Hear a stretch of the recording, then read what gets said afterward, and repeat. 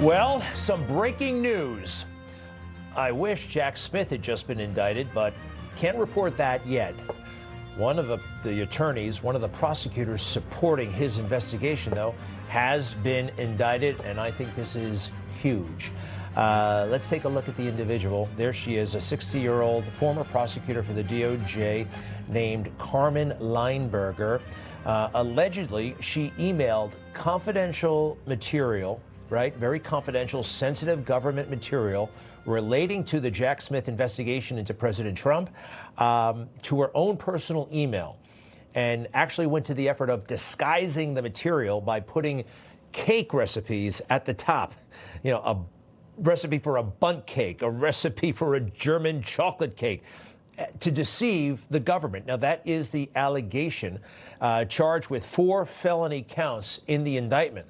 How about that? Let's see here. The FBI will not hesitate to bring account to all those who violated the trust of the American people in an investigation that should never have been brought to begin with. Those are the words of Kash Patel in an announcement on X this afternoon. Well, I think this is great. And Jack Smith, who knows, he might be next. And who knows, maybe this woman has information about him. I wonder how he feels about this statement now. It looks like some of his top deputies could have broken the law. I would like to thank the members of the Federal Bureau of Investigation who are working on this investigation with my office, as well as the many career prosecutors and law enforcement agents from around the country who have worked on previous January 6th investigations. These women and men are public servants of the very highest order, and it is a privilege to work alongside them. Thank you. Oh, yeah? That's after one of his indictments of President Trump back in the summer of 2023. Always talking about these career lawyers, usually nameless, right, faceless, as if they're somehow morally superior to everybody else, especially if they're going after Trump. Let's see here. Let's take a look at Lineberger again. Yeah, there she is. Don't have too much information. I believe she was working out of a U.S. Attorney's office in the Southern District of Florida.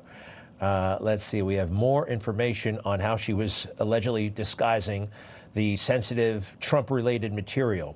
She would put misleading file names like chocolate cake recipe and bundt cake recipe before electronically transmitting those records to her personal email accounts. Now, if this sounds trivial, folks, it's not. There are 1,000,001 ways to get in trouble when you're working for the federal government, and they are very serious about all of this stuff. And this is a no-kidding serious crime, and let's see what happens next. Technically, I don't think this is going to happen. She faces 20 years in jail. Information. Truth is freedom. Is Newsmax. It's real news for real people.